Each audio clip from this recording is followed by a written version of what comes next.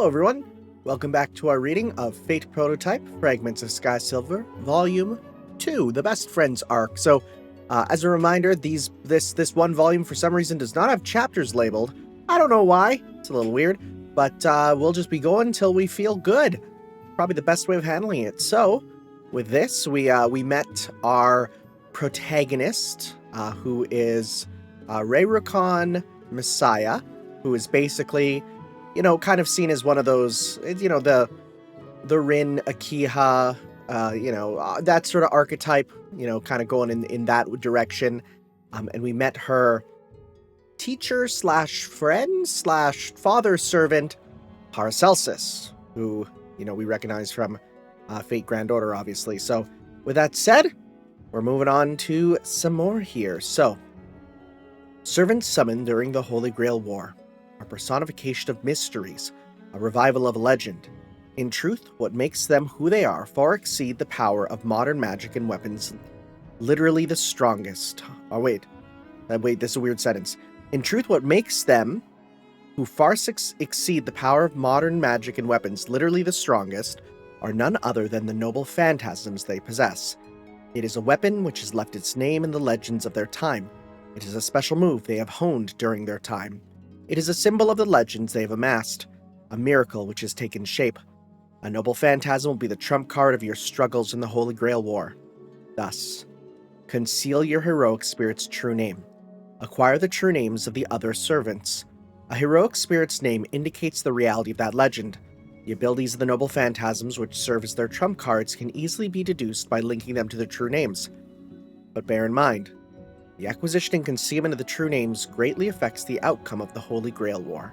Yeah, so there is actually a number of Fate D&D style campaign things, and the cool thing is you could literally go and be like, I will reveal my stuff to you, and use that as a strategy, which I find supremely interesting. So, the afternoon of the same day. Strangely, there was a visitor at the Rayrukan mansion. It was a man dressed in black clothes, a man who brazenly bared his brown skin. In his eyes, which had the same color as the shining sun, it seemed as if he had a burning flame, or truly the sun shining in the sky embedded in them. The man looked around the Rayrukan mansion as he calmly stood at the main gate. Oh, you're just straight up saying it's Ryder. Okay, good. So, this is the perfect fortress you're so proud of, huh, Magi? He told them with a clear voice. The man was not human. He was a servant who had visited the Rayrukan mansion alone in a materialized state. His class was Ryder. He was telling it to himself as if it were natural for him. At the command of his master, who hadn't moved and was seated in his workshop in western Tokyo, which was his stronghold, he said that he was given the task of acting as a messenger to forge an alliance with the Rayrukan household, whom he had anticipated were participating in the Holy Grail War, as they were the most prominent magi in the Far East. Misaya couldn't hide her surprise at the sudden incident. Secretly making her familiar fly, ever since the Holy Grail War began, her independent surveillance of the premises was almost a daily routine for her, having sensed the madly howling berserkers trespass before her father. Berserkers?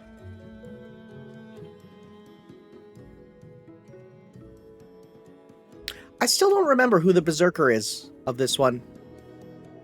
Have we met them yet? I don't think so. She quietly had it peek through the window at the parlor where the visitor was ushered in. Even if she watched the man's speech and conduct as he announced that he was a messenger and a servant himself in detail, there was nothing that could make her convinced of it. However, he, Castor, certainly had told her father he was. He's definitely a servant. The man has a peculiar presence to him. If he says so, then it must be true. It is one of the basic knowledge of what the Holy Grail War brought from the Holy Church, that servants have the function to sense each other's presence at a certain distance. Both her father and Misaya already knew it too. Nonetheless, the messenger man who displayed his brazen figure too much. Ryder. Last night, she had heard some of the story from her father. Her father said that he was proceeding with talks with a certain master of a kind of alliance through their familiars. Even so, She never thought that the servant himself would make such a blatant appearance. While holding her breath, she stares at the situation in the parlor through the eyes of her small bird familiar. What a boring mansion. Why, I was hoping to see an interesting enough performance. After you stood at the main gate and raised your name, I modified the spell formula to exempt you from those kinds of barriers. If you like, I could return them to its original state, Ryder. Like your magic is worthy of my entertainment.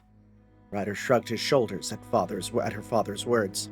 Despite the messenger's behavior, who appeared repulsed for having his class revealed and showed slight contempt at it, the alliance was forged free of incident.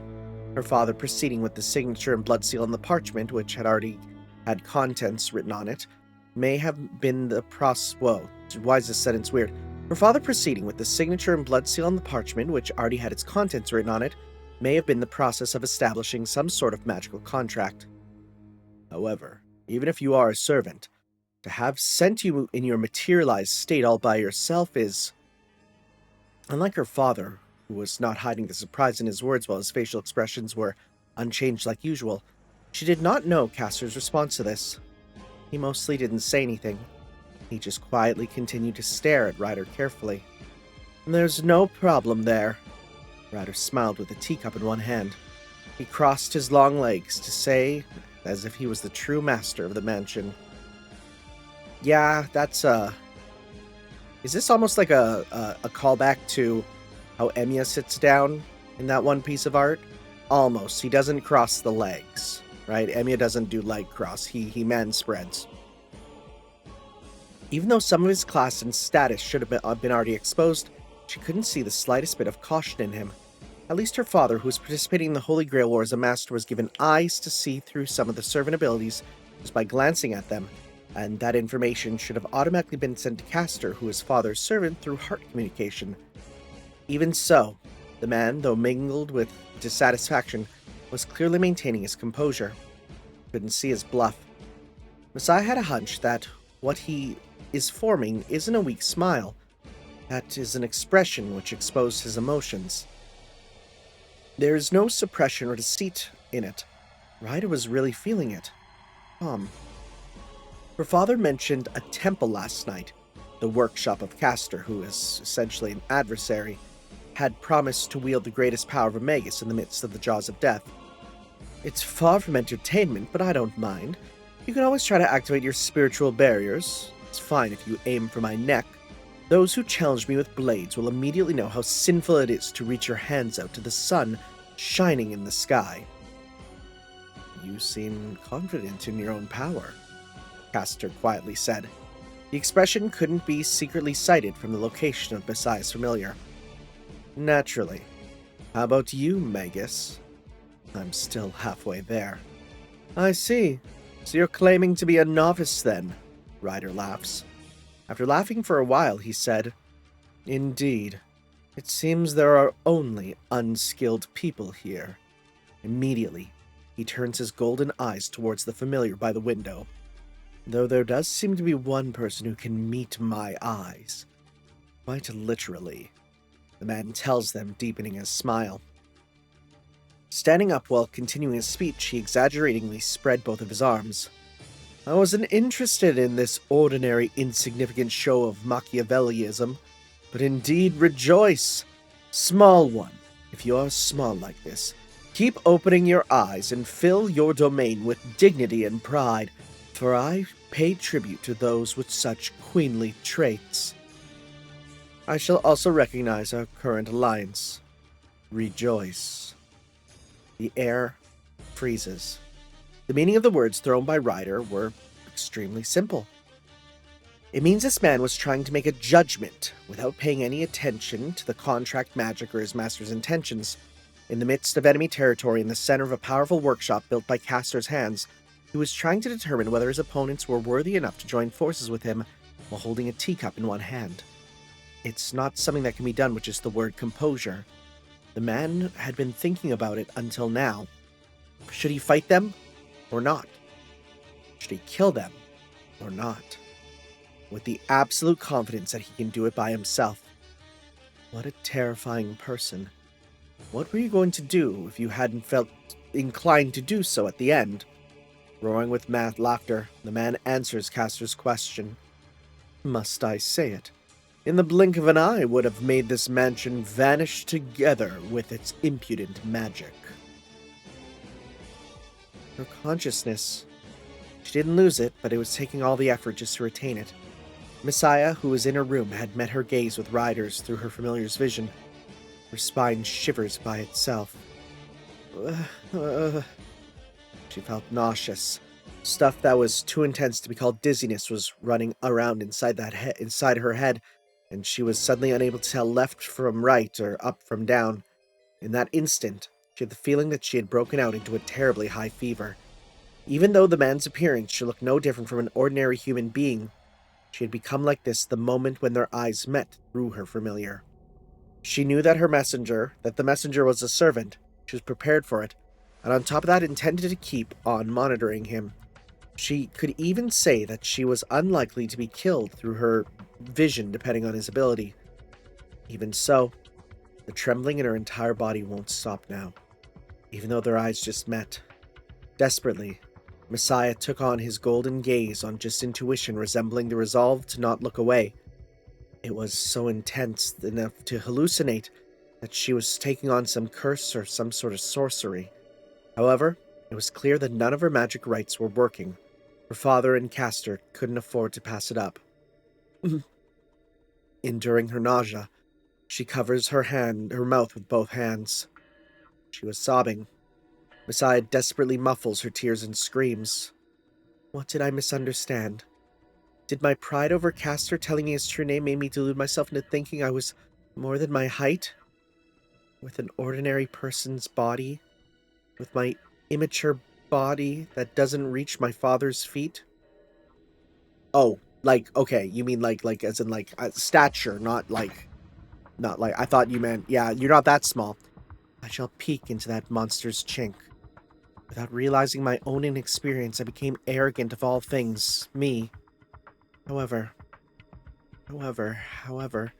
even so, with only a glance, even so, I'll keep on taking it and never turn away. Okay. I'm going to take a sip of my own tea, which is actually hot chocolate. One sec. That's the good stuff. Heroic spirits are not human. Don't be fooled because they are humanoid. Heroic spirits are originally not beings who can be controlled by humans themselves. They're the second advent of a myth, legend, an illusion which possesses the likely power to destroy even the laws of physics. Even Assassin, who is the weakest of classes due to its relatively low direct combat abilities, is absolutely not an opponent for a human to rival. Whether it's a magus skilled in combat mobilization or an army platoon with a wealth of modern weapons prepared. God, could you imagine that? A bunch of modern weaponry fighting servants? That would be sick. Anyways, you will die if you face off with a heroic spirit. Don't forget that they are a dream. Humans cannot hope to beat a servant. Even if they are an outstanding magus, they are to be considered no exception. That's so funny, because, again, even in Stay Night, immediately, that rule's broken right away. Underneath the moonlight, he was quietly walking in the front garden of the Rerukon mansion, and Hohenheim, a magus who left countless legends and is even widely known by the name of Paracelsus, a servant who was summoned for the Holy Grail War and gained the rank of caster.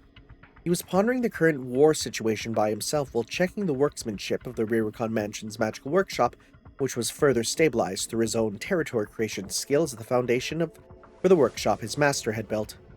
Now that the 7 servants have been summoned to this Tokyo, the Holy Grail War has already begun. The beginning of hostilities by Saber and Lancer had been confirmed, and there was evidence that Berserker had tried to invade this mansion too. Yeah, okay, so do we know? I don't think we know about that. Okay. Though the failed invasion was still an incident from before he was summoned. Okay, it's from before he was summoned, okay. Many masters would recognize that this place is a base for one of the masters. Especially since now it had turned into an overtly powerful magical fortress, it wouldn't be hard to guess it. Though he wasn't happy that they knew the location, the war situation itself was not bad. It seems as though they promised to win their way through to the final stage at least, according to their alliance with the Master of Western Tokyo, which Ryder signed this afternoon. Even if they did not know his true name, there's no doubt that Ryder was a fairly powerful heroic spirit. Conflict. I can't particularly say I like it, but red and blue colors were floating around him as he muttered it. A red gem and a blue gem. While properly tending to his elements with voiceless words, he checks the mansion's barriers. After confirming there was no problem with the operation of the magical furnaces that had been installed in 4 locations, he suddenly looks to the night sky. The starry sky had faintly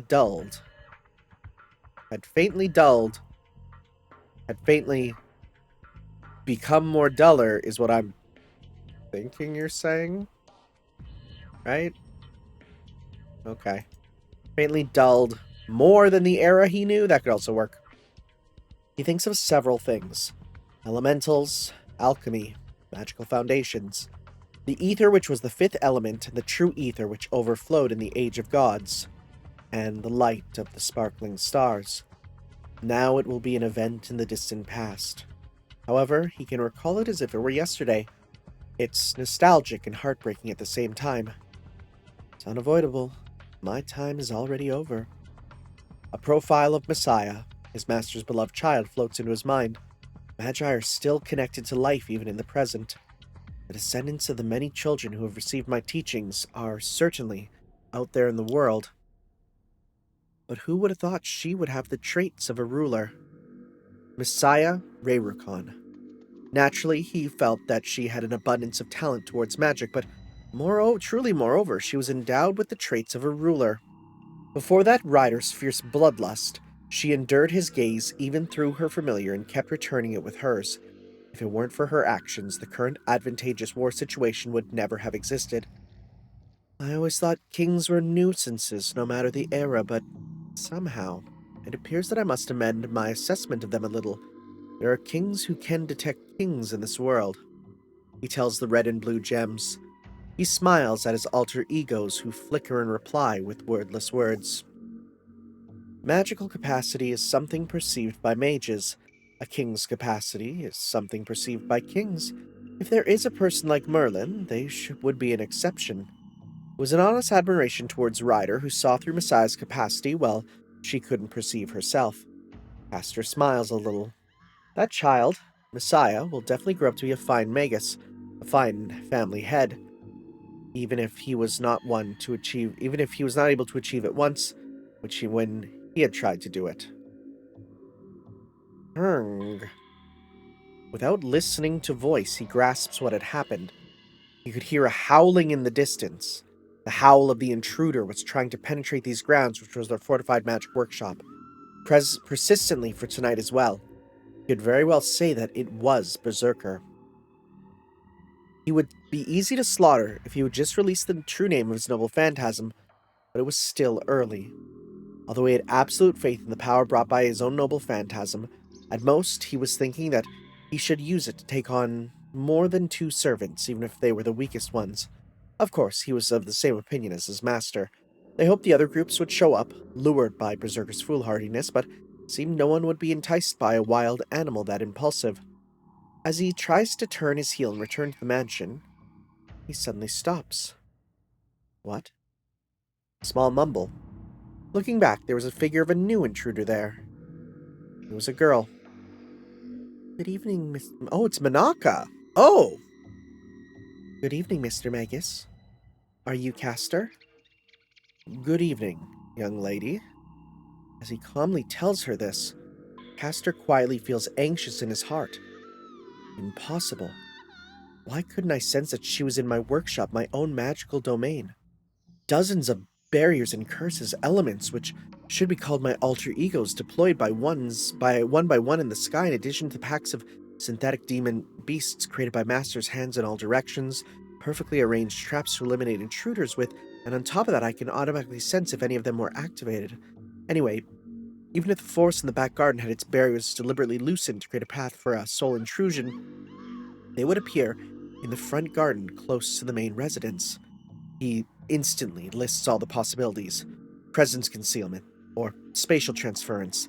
The former is Assassin's unique skill, but he couldn't feel the unique presence of a servant from the girl before him, just an ordinary human's. And she wouldn't be able to imitate it either, and if that were true, It would be difficult to imagine that she could avoid his obstacles of death. Even in the latter case, modern mages shouldn't be able to easily use a trick that steps into the realm of magic. This girl there is a reality. While bathed in moonlight, she lets her platinum blonde hair and green dress glisten in it. It'd be simple to turn her to ash, but she piqued his interest. Who on earth is this girl? Although Berserker was screaming, he couldn't get past the edge of the forest in the backyard, this magical fortress which he had transformed into his own workshop. But the girl so easily appeared in the vicinity of the mansion, which was the innermost part of the fortress. Disregarding Castor, who showed silent doubts, 3 shadows emerged from beneath the girl's feet. Familiars. It's very doubtful that there was a heroic spirit besides him who was summoned with the classic Castor. If so, then, what is this girl who makes familiars materialize like this? A magus? There was reason to infer it. He extends his right hand a little. In the middle of the materialization process, he strikes elemental magic into the familiar-like shadows. What is she summoning? Even without using his noble phantasm, she's kind of scary in this art. Even without using his noble phantasm, and while thinking it may not be necessary to activate the numerous special effects attached to the workshop, it was a high-speed chant to draw out the power of the 2 gems floating in midair. He gets rid of him with his usual magic. Grasping with a glance at what would be the most effective element for each target, he converts his magical power into a different attribute elements for each 3 shadows and simultaneously fires it. He does not even require a few decimal points of a second. He hits one fire, one in water, and tears one up with wind.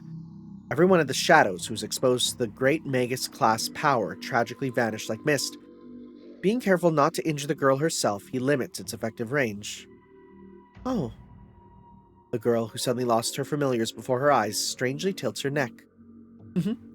You use quite the unusual magic, don't you? It's very interesting. Saying it, she's filled with radiance itself. But you know, while basking herself in the moonlight, since my pets have already had enough, she cheerfully smiles. How about I become your special friend?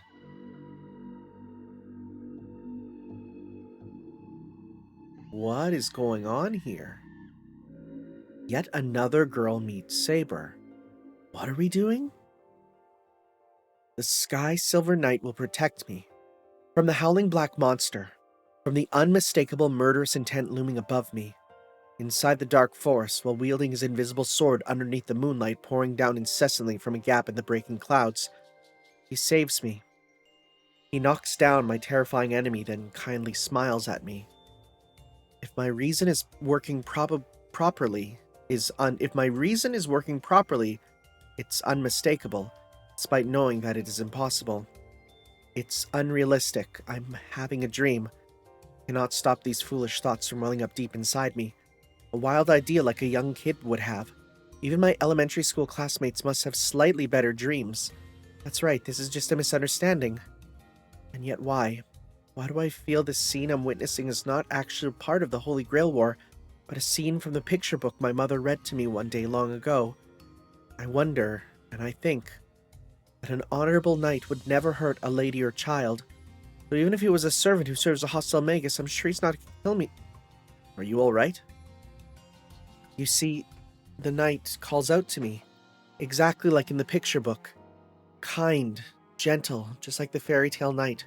It is as if he is trying to reassure frozen, shivering me. He is deliberately losing his mind.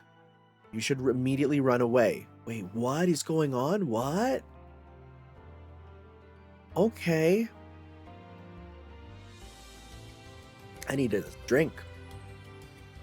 I try to nod at the knight's voice. I still couldn't move. But at the time, it is not out of fear. I can't move because I'm watching the battle between the monster and the knight as it unfolds at high speed. So wait, who's this monster? Howling black monster, that's all we know, inside the black forest. So we're in a forest, yeah. So it is Misaya in a dark forest being saved by Saber? What's going on? I tried to nod at the knight's voice, but I couldn't move. This time it's not out of fear. I can't move because I'm watching the battle between the monster and the knight as it unfolds in my sight. A high-speed battle that is difficult to chase after even with my magically enhanced eyes. The brilliant knight's skilled martial arts. It's as if Castor's spiritual barrier has no effect on him.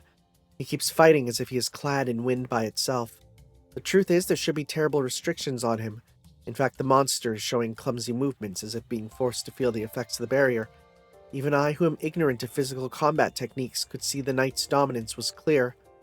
Eventually, the monster, who kept shaking its claws while inferiorly panting, turns into its spiritual form and disappears. Its frustrated howl lingers. Underneath the moonlight, only me and the knight are left in the dark forest. Then the swordless knight turns his green gaze to me just once. "I'm so glad you're safe."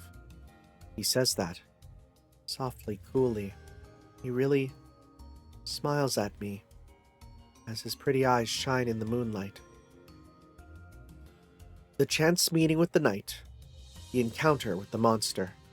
Oh, thank you for telling me, yes. The hands of the clock rewinds only a little bit from here. It was an incident in the dark forest. It was an incident late at night. The wind was blowing. The trees, which had the same color as the dark night sky, rustle. The moon was hidden by thick clouds, so it was a black night with very few twinkling stars. A black forest, yes, such an expression suits it.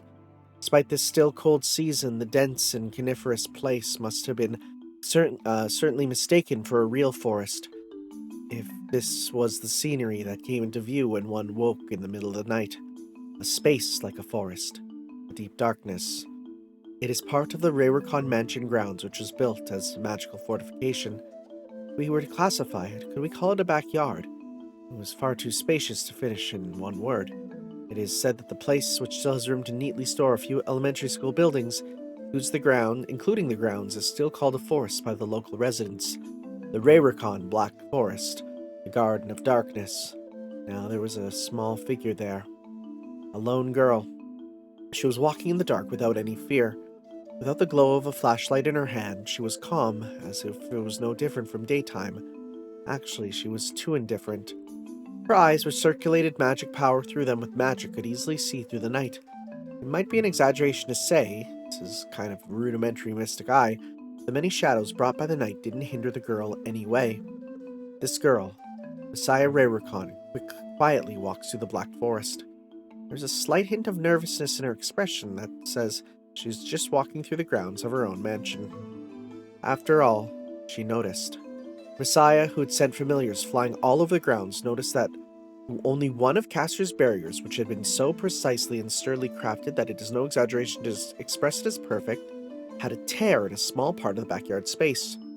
She had some comprehension there. So even though Castor is already here, there may be a servant still trying to break in. Of course, a total break-in has never been accomplished even once. It was doing its best to break into the edge of the forest, but it was true that a certain extent of its break-in was permitted, all because of this tear. It was a tear that deliberately occurred during the night. However, I don't think anyone who can weave a barrier with such high degree of perfection would make this mistake, Misaya thinks in her mind. Normally, she thinks the right course of action is to report this immediately, but her father and Castor are hectically walking around here and there. Just a short while ago, while she was gently peeked into the room of her father was in with her familiar, he was talking about something with Castor with a serious look on his face. If that's the case, then she was the right person for the job. I shall secretly repair it with these hands. Yes, Misaya thought. Although the correct path is to obtain permission upon reporting it, she was at least confident that she was making an efficient and rational decision. At the same time, although she had many ambitions due to her youth, Misaya cannot allow herself to become aware of them, though she was strongly made aware that she was too inexperienced by Ryder the other day. It's alright. It'll be over soon. It should be possible for her to repair if there was only a slight tear. She already knew the specific spot when she flew her familiar earlier. She could finish it right away. The dagger that she carried with her without letting go, even for a moment, the Azoth sword which she received from Castor, was far more high performance than many magical mystic codes that had been left as mementos of her grandfather. which should make her function as a first-class magus, though not as much as Castor or her father. There it is. A little while later, she was walking through the darkness. She walked through the black forest, which was filled with death traps that would fatally injure her on the spot if she touched them, on a route that she was taught beforehand should she have any problem if she was followed on this route, and walked. About 20 minutes had passed since she first stepped foot in the forest area. Misaya had found the aforementioned tear. The magical wall, which was woven with a beauty that it seemed to fascinate her, had a hole open in it so wide that a single person could narrowly enter through it. It was as if it was daring her to do so. She sucked in her breath a little. Right, there's no doubt about it. Misaya understood instantly. Although it was made in the way that it seemed like it had occurred naturally, this was intentionally created. To foolish invaders by deliberately preparing a tear and to give them damage with a number of intense magical traps that include elementals. In that moment, a screaming voice resounded, a howl like a beast. There's a suspicious-looking shadow surely trying to locate and penetrate the tear. No, the entrance and the barrier that was built into the indestructible territory with magic. It is only a few meters ahead of Misaya. It is close, too close. A strange shadow that screams, an enemy. Normally, yes, it is trapped prey. However, now, at this moment, there was someone who shouldn't be here. A foreign entity called Misaya. Right away, she tries to tell her father and Castor about it through a familiar she left at main residence. Too slow. Even though she knew that she was lacking in the judgment department, her eyes met with the strange shadows. A brilliant red that floats in the blackened night. Red eyeballs, bloodshot eyes, malice, afterthought. It is not an emotion that a person can express. There was an overwhelming mass of destructive and murderous impulses there. A humanoid monster. Phantom. Mad beast. Several comparisons passed through her mind. She had a strange feeling that of all of them fit, and yet none of them fit. Passing through the entrance of the magical wall, it which was staring fixedly at her with a hunchback's posture should have been able to see a whole human. It was hard for her to clearly see the shape of its body. Black. It had a pitch-black shadow-like body. She thinks of the concealment magic she saw and when she saw Castor do it for the first time. Although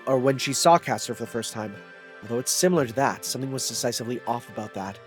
At that moment, she was able to harbor her doubts and suspicions about it.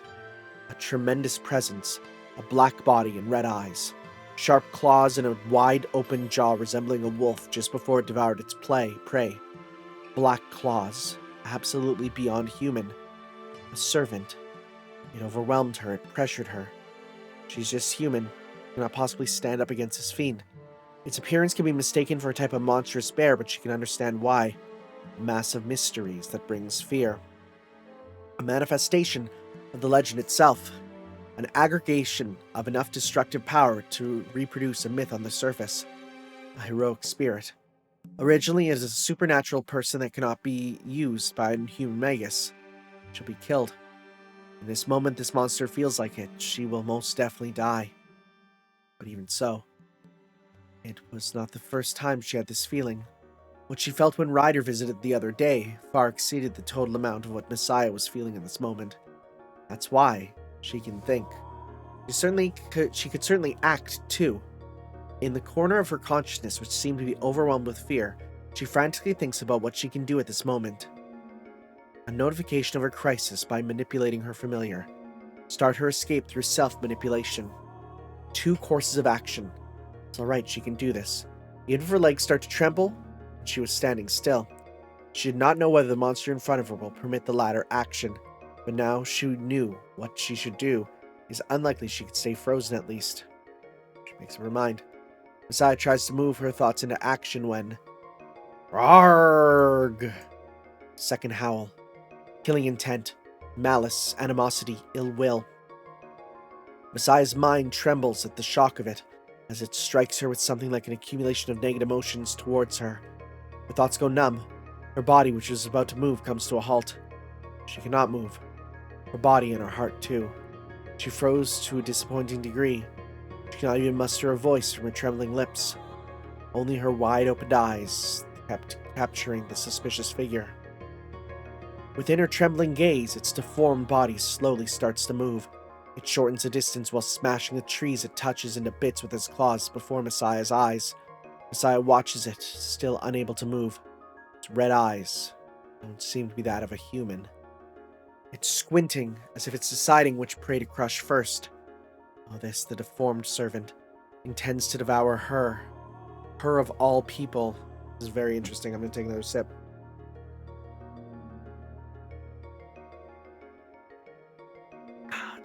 Just a mid-battle hot chocolate.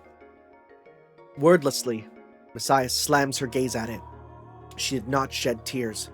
Resolutely, she looks up to the incarnation of destruction's red eyes. Even if she did not realize it herself, she was undoubtedly the figure of a small ruler, facing off against a lawless intruder who had set foot in her territory. As the monster tilts their neck, it reaches out to her with sharp claws. Misaya didn't consider giving off a scream. She cannot look away. Even if she couldn't run away or seek help, she bites down hard on her lips and glares straight at it. Its jaws of death open, its claws of death draw nearer to her. It's impossible for her to resist it. And then, in the moment when its jaws are about to crunch down on Misaya's head, and its claws were about to pierce her chest and gouge out her heart, a blue and silver shadow, soundlessly, swoops down between Misaya and the monster. A figure that shone in the moonlight pouring down incessantly from the gap in the thick crowds. Blue and silver, dressed in an outfit resembling a European medieval knight. It looked like a young man. His golden hair flutters in the wind. Although it didn't look like he was holding anything, he was standing dashingly and magnificently, while clearly controlling all of his irregular movements with the pose and the premise of holding a weapon. The man he confronts is dark in the moonlight, its black, twisted body still hunched over, as it growls at the sudden arrival of the Sky Silver Knight. It is the rage and menace of a bloodthirsty beast incarnate, a death sentence to the nuisance who appeared in front of its prey. Arrgh! A third howl. Misaya's body stiffens on reflex. She didn't think there was a person who could move properly after listening to this from midpoint range. Therefore, she is certain that this young man isn't human. The Sky Silver Knight started the battle while receiving its howl from head on. The invisible weapon claws fangs and sword fight. The dance macabre begins, crushing everything it touches, easily smashing and knocking down the thick trees its black claws, which showed so much destructive power that it should be impossible even with a salvo of firearms were shaken many times. It doesn't hit him. The young knight lightly sidesteps its irregular attacks. Sometimes they drive away his invisible weapon. It couldn't have been human. Either way, first and foremost, there were two servants there. It should be correct to say that they both bumped into each other when they tried to break in through the tear. Using her thoughts, which gradually recover from paralysis, Misaya acknowledges it, while at the same time, faintly, she thought half unconsciously, maybe if I was in a decent state, I wouldn't have to feel like this. That's why this feeling is kind of abnormal situation. Yes, certainly. An ugly monster. One that brought an absolute death. The knight who showed up when there was moonlight. A heroic spirit who wields an invisible blade. Maybe this beautiful person wasn't trying to break into the estate.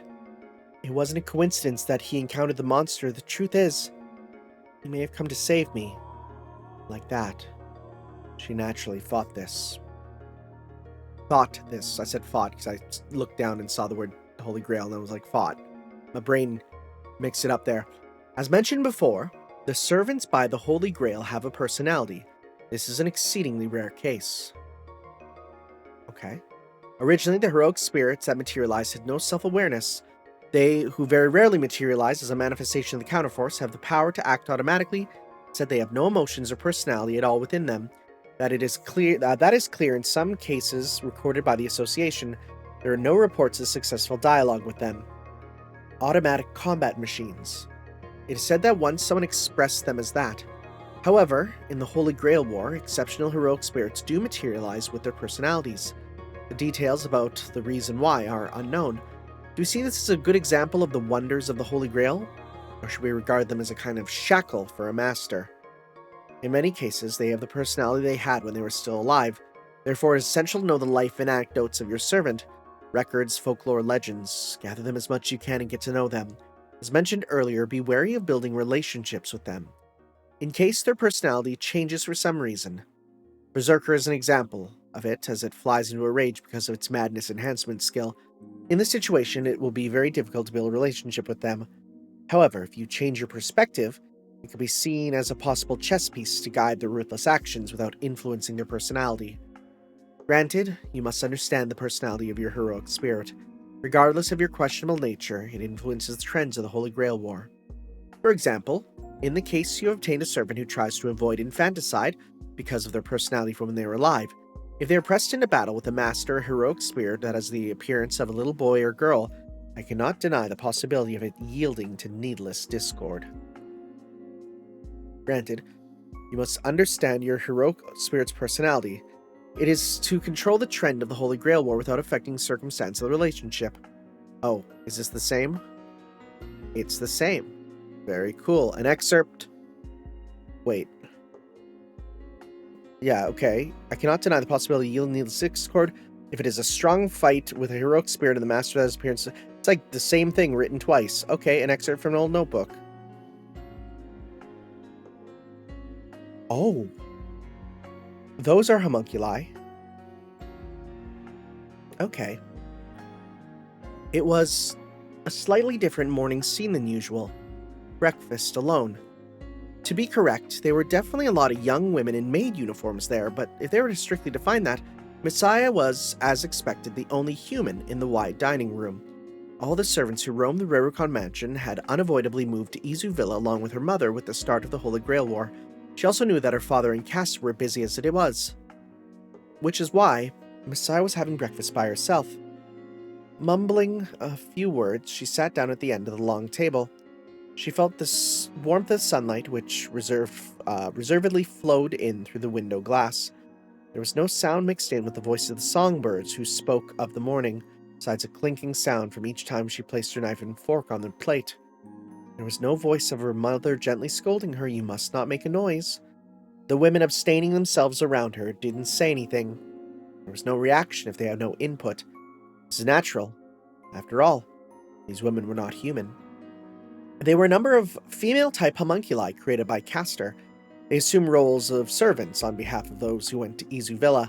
At the same time, they also serve as heavy guards. Last night, they tried to follow Misaya, who tried to slip out of the mansion and enter the back forest, and told her to please return. They tried to. Their performance is quite high. Or should she say that Castor's magic is exquisite?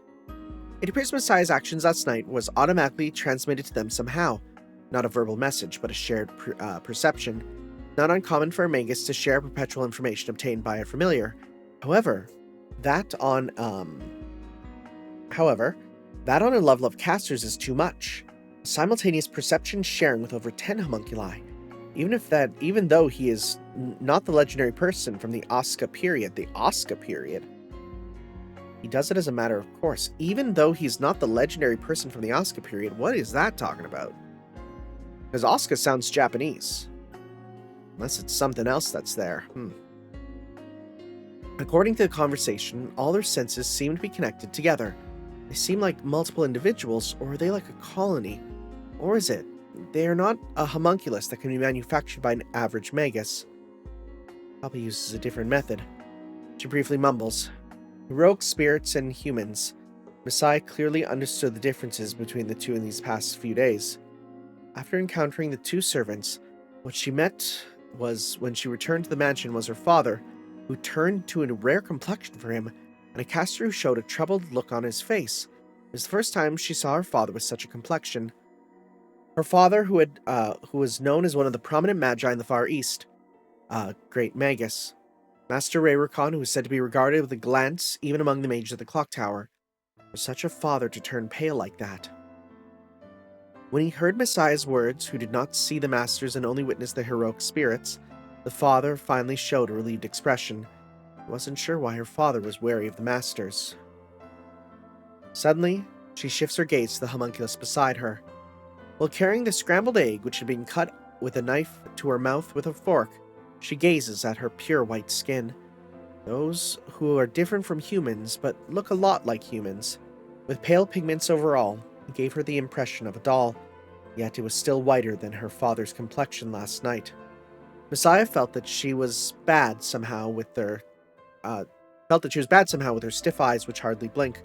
She had no complaints about the flavor of the food they make, but their obedience and their absolute machine-like stance on obeying everything and all commands made her kind of feel pity for them. If she suddenly screamed at the top of her lungs, demanding her freedom to each and every one of them, she thinks they would surely lend her an ear. She didn't feel the artificial objects rebellion and massacre like the ones in the foreign novels that she saw in her grandfather's study before. Interesting. Foreign novels of artificial objects revolting. Probably just sci-fi? Probably just sci-fi. If they wished for her to reach out to them, she'd be happy to oblige them, just like she would for the people living in the city. Even so, for some reason, she cannot erase her weak awareness of them. For example, yes, she didn't intend to choose them as a personal conversation partner, nor did she think she wants to be friends with them.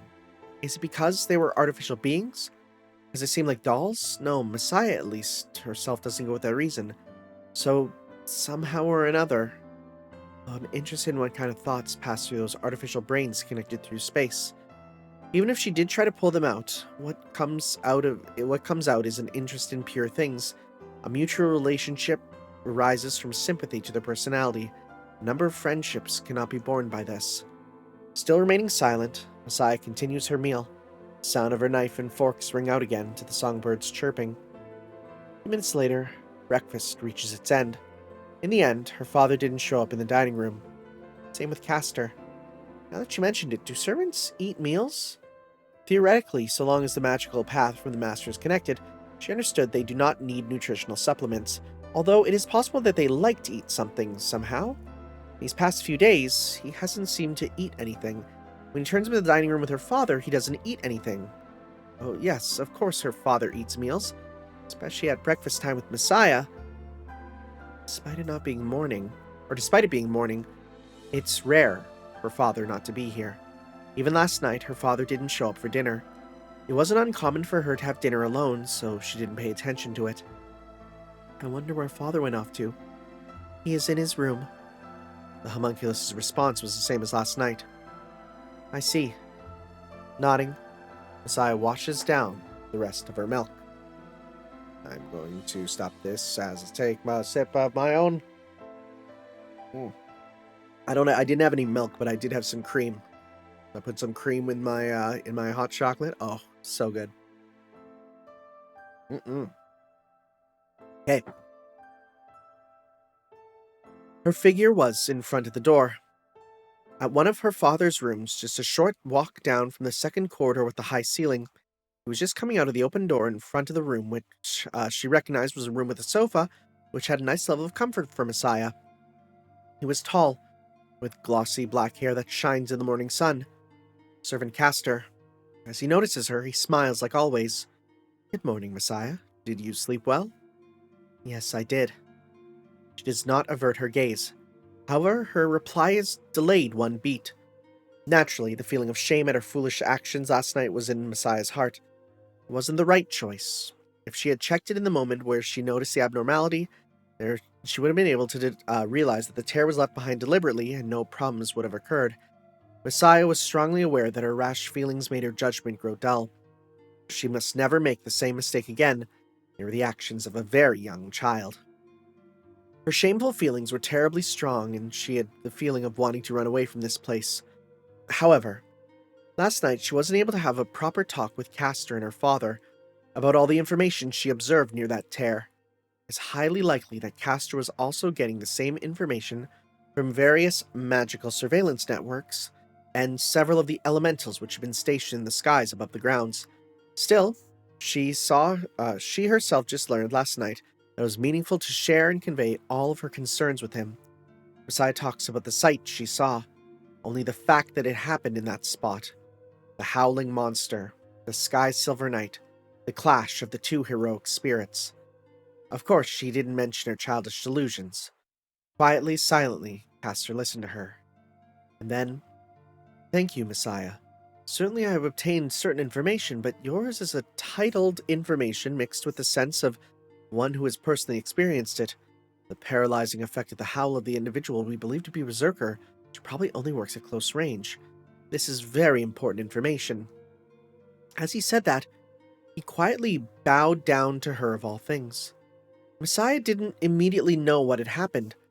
A Japanese-style bow that is different from the bows done by Westerners shows deep gratitude. "Master, I'm sorry. I should have rescued you, but I left it up to that servant. If that knight wasn't a noble heroic spirit, you might have died. Please, raise your head, Castor." Her voice trembles because of her strong guilt. It was unbearable. Everything last night was caused by her own stupidity and immaturity. Messiah was strongly aware that he and her father were not responsible. There could be no problem in deciding the risk is too large for him to head into the battlefield where two servants were trying to break in to rescue her, not crush them. "It was my fault, so please don't do that, Castor." "You're a kind child, Messiah. Or do you still not understand how very precious you are to your father? That's, When she finally saw his eyes as he raised his head, her replies delayed again. It would be a lie if she said nothing came to her mind. Messiah knows there's good reason for why his tone, which normally should be surprisingly calm, has turned into a slight scolding. Her Magus lineage, her family. Losing a successor is a big problem and is different from the world.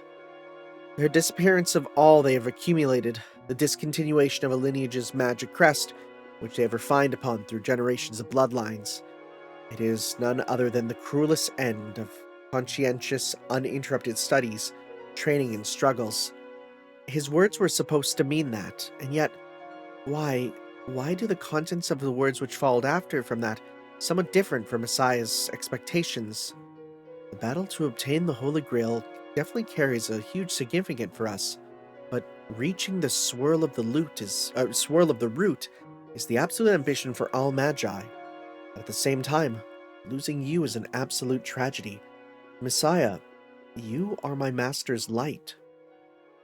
His light, an unparalleled radiance, equally precious to the light of the star that once shined over the true world. Even in the Holy Grail War, it is not something that should be encroached on. You must not abandon the futures of your beloved children for the sake of your dearest wish, regardless of whether or not you're a Magi. His hand was touching her cheek, like her father, like her mother. Gentle, warm. Even though he had frosty hands with a very low body temperature, Messiah felt it, even in the words he spun. "Please do not forget. Every beloved child who fills this earth is the radiance of a noble star. To your father, Messiah Rayricon means more than his own life to him." His words, his gaze, Messiah accepted them head on. Still, she also feels that his bombasts are a little bit too much overkill for what he says. She feels that his feelings were conveyed to the depths of her heart. That's why, this time she will reply without delay. Yes, short and sweet. Oh, okay. Are we jumping ahead now? Yeah. Okay, we're back. We're back to 1999. Okay. I was staring at myself reflected in the mirror. I'm different from 8 years ago. A woman called Messiah Rayricon who lives in the present of 1999. I who have grown from a young child's body into a woman's body. No matter how strong my gaze is, I will be met with the exact same gaze. I ask the other side of the mirror. Hey you. Hey Messiah. How about it? The Second Holy Grail War has finally begun. Did you fail to bring down the child at the beginning of the war? I wonder if the recall was effective. Or is it like that time when I was full of stupidity even when I was young? Never again. I briefly mutter. My voice gets lost into the sound of flowing water. The sound of hot water sliding down my body whirls into the drain as it swallows my words. Seems I was correct to add a private shower room. I don't have a lot of soliloquy, and it's not bad to distract myself with the sound of my own voice. I gaze at myself, sharp, as if it's my gaze piercing through me, and then I reach the nape of the master's degree in the back of my neck. Suddenly it stops. By the way, 8 years ago, in the First Holy Grail War, where did the master's degree of my father, who was a master, appear? I don't think it was in the same place as mine. I've never seen it. Not once. Oh, okay. I just asked why it was a feather, and I didn't get to see the real thing till the end. Yeah, so, until the end. I asked would father show me. Yes, he would show it to me. That person seemed to have high expectations of me. I would be rejoicing at that time, right? If I could just show my precious master degree to my father, innocently I'd laugh. I, who didn't know anything, would be so happy, with the face of a seemingly happy child, still not knowing when that time would come. But it's too late. I'm not the me from back then anymore. That small child is gone. I don't have a father. I don't have a mother either. The master of the Rayrokons is me. I, Messiah Rayrokon, who will kill the other 6 masters and servants, as a participant in the Second Holy Grail War. And no one else. I will just indulge myself in the slaughter as I am now. Father. There's no answer back. Instead, the sound of shower water keeps ringing without pause. For a terribly long time. It's as if there are a cascade of tears flowing down from my eyes, floating in the sky. Yep, there he is. There he is. Okay. Alright. You know what? I think this is a good place to call it. Yeah, it's a little early, but you know what? This feels like a good natural stopping point for today. So we will continue on with some more of our reading of the second volume here. Next time, we're about halfway through.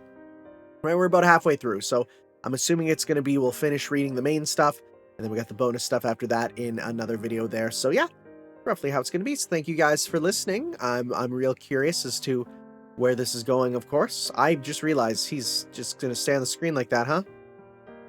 Also, I realized I still accidentally have the green screen effect, so he looks a little... Yeah, because I used the green screen before. I can fix that here. Let me just do that real fast.